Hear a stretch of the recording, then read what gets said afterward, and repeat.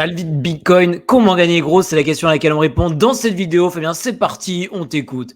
Mais avant, n'oublie pas le petit pouce bleu en bas de la vidéo, on s'abonne à la chaîne et surtout on clique sur le lien dans la description pour avoir accès au Discord où on partage toujours du contenu exclusif qu'on ne partage pas sur YouTube, les stratégies qu'on met en place, les calls qu'on donne et surtout les robots que Fabien code et développe à la main et qui permettent d'avoir un avantage technique incroyable sur le marché pour de potentielles plus-values qui sont tout autant. Bref, du très lourd si vous voulez apprendre à gagner de l'argent avec les NFT et les inscriptions. Fabien, à toi.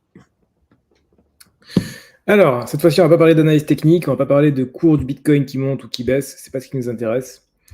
Nous, on va parler du concret, de quelle valeur il y a à extraire au moment du halving du Bitcoin. Donc, c'est très différent de... On n'est pas sur du trading, et on est rarement sur du trading, même quasiment jamais.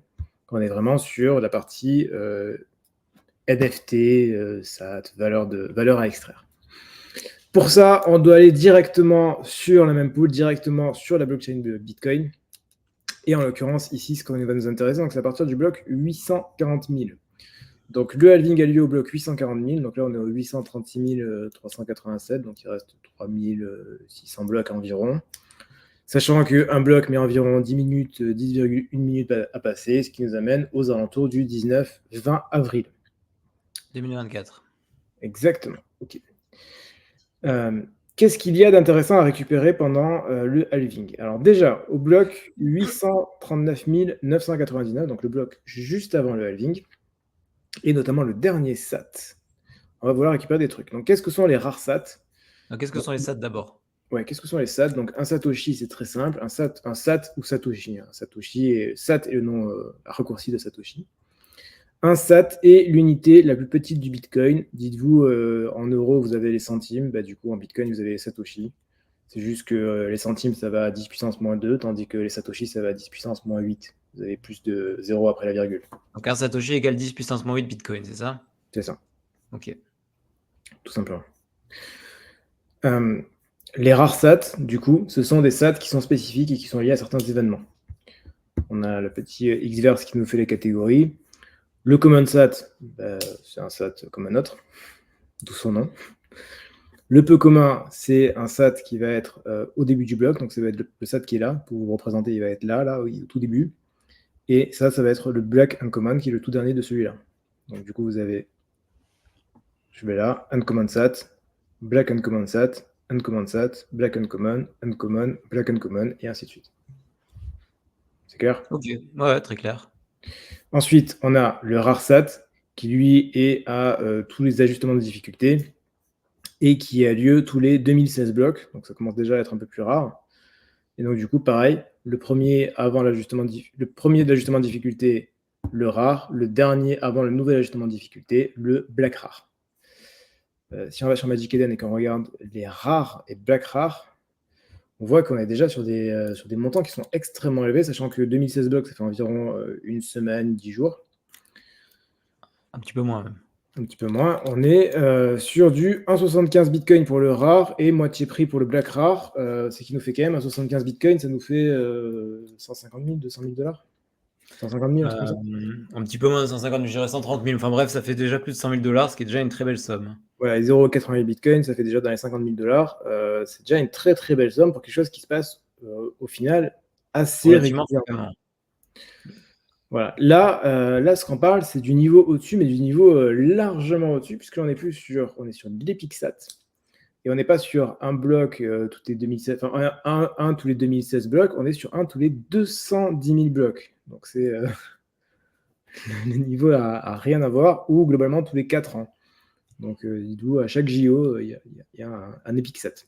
Ou chaque Coupe du Monde de foot pour les plus footeux d'entre vous. Voilà, exactement. Chaque Coupe du Monde au global d'ailleurs. Il y a au global 32 EpicSat, donc il n'y en a que 32 dans toute la blockchain Bitcoin, ce qui fait que c'est un événement extrêmement rare. Extrêmement rare. Donc du coup, forcément pareil, encore une fois, il y a les EpicSat qui sont les premiers du halving, et du coup le Black Epic qui est le dernier avant le halving. C'est pour ça que là, au bloc 839 999, il y a donc le Black EpicSat. Il n'y a pas du coup de la Magic Eden, on n'est plus dedans, ça affiche 0 en fait parce que justement il n'y en a pas. C'est pas parce que ça vaut 0, c'est juste qu'il n'y en a pas. Il n'y a pas de volume. Pas encore à vendre, c'est ça. Voilà, et pareil pour la suite, Legendary sera pareil. À combien on peut estimer un Black Epic SAT Toi, tes estimations seraient combien? Mais évidemment, c'est juste ton avis, hein. Moi, je dirais pour un Black Epic, je dirais à minima 100 Bitcoin. 100 bitcoins, ça fait combien? Putain, c'est énorme, ça fait combien? Ça fait? C'est 7 millions en cours actuel. Ouais, c'est plutôt correct, ouais. Parce qu'on est sur un truc qui fait genre le rare, c'est tous les 2016 blocs. Enfin, en termes de. Bon, après, toujours pareil. Le rare, c'est tous les 2016 blocs. Lui, c'est tous les 210 000. Donc, ça ferait. Même si je fais x100 ici, 20 000, 200 000. Ouais, c'est ça. Je fais dans les 100 bitcoins. Peut-être un peu moins, peut-être 50 bitcoins. Enfin, même 50 bitcoins serait déjà pas mal. Donc, bloc 839 999, Black Epic SAT. Première chose. Bloc 840 000. Qu'est-ce qui se passe? Ah, il y a encore plus de choses à récupérer. On va rester sur les rares SAT, il y a du coup l'Epic SAT. Le vrai, l'original. Donc là, on a l'Epic SAT, donc du coup, le premier Satoshi du halving. Alors celui-là, c'est pas un Black Epic, donc du coup, en général, il y a un rapport de 1 à 2 entre les versions normales et les versions Black. Donc si je prends entre Common et Uncommon, ça va être 2 fois moins cher, et ainsi de suite. Ah, donc c'est linéaire. À peu près. Et encore que pas forcément. Mais ouais, si, en général, c'est ça. Ok. Là, donc voilà, donc le Epic, autant le Black Epic peut taper dans les 50 bitcoins, le Black Epic peut taper dans les 50 bitcoins, le Epic 100, 150 bitcoins, ça ne me choquerait pas du tout. Parce qu'on est sur quelque chose de. un 32 SAT uniquement dans toute la blockchain au global. Donc ça, c'est un moyen de gagner énormément d'argent, de gagner gros avec le halving de Bitcoin. C'est ça, de partir à la chasse aux SATA rares. Exactement. Et il y a des collègues qui sont spécialisés là-dedans. Ça, c'est ce qu'on appelle des. Spécialisés là-dedans, c'est ce qu'on appelle des SAT Hunters. Hunter, SAT Hunter. Voilà, si vous voulez la petite doc, pour ceux qui se la jouent tech, vous allez ici sur doc.ordinals.com et vous avez le SAT Hunting ici, région 7.7, donc vous avez toutes les infos. Donc si vous voulez, chauffez-vous, n'hésitez pas, allez-y. Voilà, toutes les infos sont là, pour ceux qui veulent savoir. Et sinon, si vous voulez vous chauffer un peu plus, vous pouvez rejoindre le Discord où j'explique tout ça. Exactement. Voilà, ça c'est la première chose. Ensuite, deuxième élément important au moment du halving, il y a un bitmap. Bitmap, c'est ça. Les bitmaps, qu'est-ce que c'est? Un bitmap se récupère à chaque bloc Bitcoin. Donc voilà, d'où le nom. En fait, le numéro, c'est très simple. Le numéro .bitmap, c'est seulement le numéro du bloc .bitmap. Il y a un floor qui n'est pas très élevé, 0,2020, mais ce n'est pas représentatif de ce qui nous intéresse. Il y a, comme vous voyez ici, énormément de filtres. Vous avez catégories, difficulty, Fibonacci, Nakamoto, NTX, palindromique, pizza, punk, 5 digits, séquentiel. Enfin, vous voyez, il y en a énormément. Et donc, du coup, il y a des floors différents pour chacun d'entre eux. Je sais que, par exemple, les blocs Rarity 800K, tu vois, si je prends le epic de ça, on est plus sur on est sur des floors qui commencent à être beaucoup plus importants. 1,63. 1,63, pourquoi? Parce que j'imagine que le bloc 630 000, je ne suis pas sûr de moi, mais je pense que c'est ça. Oui, ça doit être ça. 210 000, 420 000, 630 000, oui, c'est ça. C'est des multiples. En fait, c'est le multiple, c'est tous les 210 000 blocs. Donc, c'est le epic bitmap. Premier halving, deuxième halving, troisième halving. Ah oui, c'est 3x avec 6 en premier halving, c'est ça? Ouais, c'est ça. Et donc, du coup, tu rajoutes 210 000 et tu arrives celui qui arrive, 840 000. Ok. Et donc, du coup, on voit bien que le bitmap, donc il n'y en a qu'un seul qui est listé, mais du coup, le bitmap du halving vaut 1,63 bitcoin. Ok. Donc celui-là, pareil, extrêmement intéressant à récupérer, puisque déjà, pareil, on est autour des 130 000 $, 120 000, pour un bitmap. Donc celui-là, extrêmement intéressant. En fait, encore une fois, il ne faut pas considérer juste le floor, du coup, ici, mais là, on est sur un bitmap qui a un événement extrêmement important. Donc, deuxième chose à considérer, bitmap. Troisième chose à considérer, bien évidemment, j'y viens, rune. Puisque au bloc 840 000, vous avez Rune le protocole Rune, du coup, qui est actif. Jusqu'à présent, vous pouvez l'utiliser, mais c'est juste que ça ne marchera pas. au bloc 840 000, c'est actif. Or, qu'est-ce qui se passe sur les runes si on va en testnet? Chose très importante, on voit que les runes sont numérotées. Ce qui fait que, du coup, on sait que c'est la rune numéro 1, la rune numéro 2, la rune numéro 3, et ainsi de suite. Donc ça, évidemment, hyper important, puisque du coup, vous allez pouvoir récupérer les sub 100 runes. Je pense pas que sur le premier bloc, ça va aller plus loin que ça. Peut-être les sub 1000. Et dans tous les cas, que ce soit au bloc 840 000, mais même un tout petit peu après pendant le halving, enfin même globalement assez après, pendant une centaine, voire peut-être 500 blocs, vous allez possiblement réussir à créer un sub 10 000 runes. Or, chose importante, comparer un petit peu pour avoir un ordre de grandeur, si on regarde les ordinals et si on regarde les sub 1000 ordinals, sub 1K,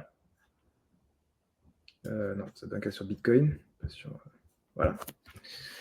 Le sub 1K ordinals, donc qui est au final plus ou moins le même comparatif, un protocole fait par le même mec. Le sub 1K ordinals, on est sur du 0,70 Bitcoin, ce qui nous fait autour des 50 000 $. Ah ouais, pour ceux qui sont en dessous de 1000, donc il y en a quand même il y en a déjà 1000. Il y en a déjà 1000.